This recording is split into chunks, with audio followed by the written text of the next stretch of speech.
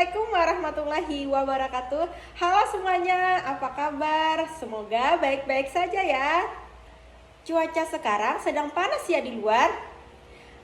Pasti menyegarkan kalau kita minum yang dingin-dingin, seperti minum es teh atau es jeruk. Kalian tentu pernah mengamati es yang ada di dalam gelas tersebut. Es yang awalnya berupa bongkahan, semakin mengecil, lama-kelamaan menjadi tidak terbentuk es lagi. Peristiwa apakah itu? Untuk mengetahuinya, yuk kita simak penjelasan berikut ini. Hari ini kita akan belajar tentang wujud zat dan perubahannya. Tujuan pembelajaran kita pada hari ini yang pertama, untuk mengetahui berbagai wujud zat dan karakteristiknya. Yang kedua, untuk mengetahui perubahan wujud zat yang terjadi. Wujud zat dikelompokkan menjadi 3. Yang pertama, benda padat. Yang kedua, benda cair. Dan yang ketiga, benda gas. Benda padat adalah benda yang bentuknya tetap meskipun ditempatkan di tempat yang berbeda.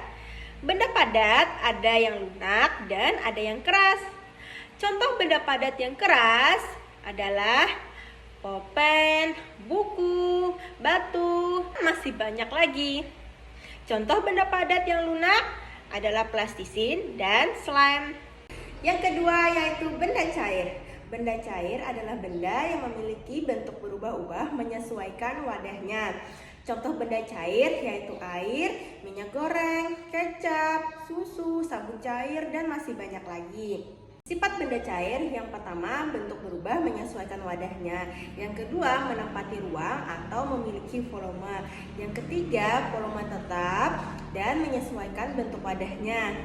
Yang keempat, mengalir dari tempat yang tinggi ke tempat yang rendah. Yang kelima, memiliki massa. Dan yang keenam, menekan ke segala arah.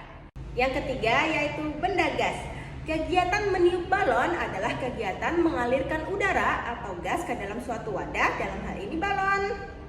Ketika bentuk balon berbeda, maka wujud gas pun juga berbeda.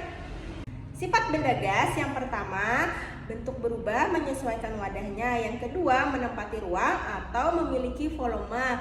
Yang ketiga, volumenya berubah menyesuaikan wadahnya. Yang keempat, memiliki massa. Dan yang kelima, menekan ke segala arah. Selanjutnya, perubahan wujud benda. Es yang mencair termasuk peristiwa perubahan wujud benda. Peristiwa perubahan wujud benda dapat terjadi jika benda tersebut dipanaskan atau didinginkan pada suhu tertentu. Berdasarkan diagram tersebut, perubahan wujud benda ada 6. Yang pertama, mencair, yang kedua membeku, yang ketiga menguap, yang keempat mengembun, yang kelima menyublim, dan yang keenam mengkristal. Yang pertama yaitu mencair. Mencair adalah perubahan wujud benda dari padat menjadi cair. Mencair disebabkan karena benda tersebut menerima kalor. Contoh peristiwa mencair yaitu es batu yang kita biarkan di tempat terbuka, kemudian lilin ketika dipanaskan, mentega ketika dipanaskan, dan sebagainya. Yang kedua yaitu membeku. Membeku yaitu perubahan wujud benda dari cair menjadi padat. Membeku kebalikan dari mencair. Membeku disebabkan karena benda melepaskan atau kehilangan kalor.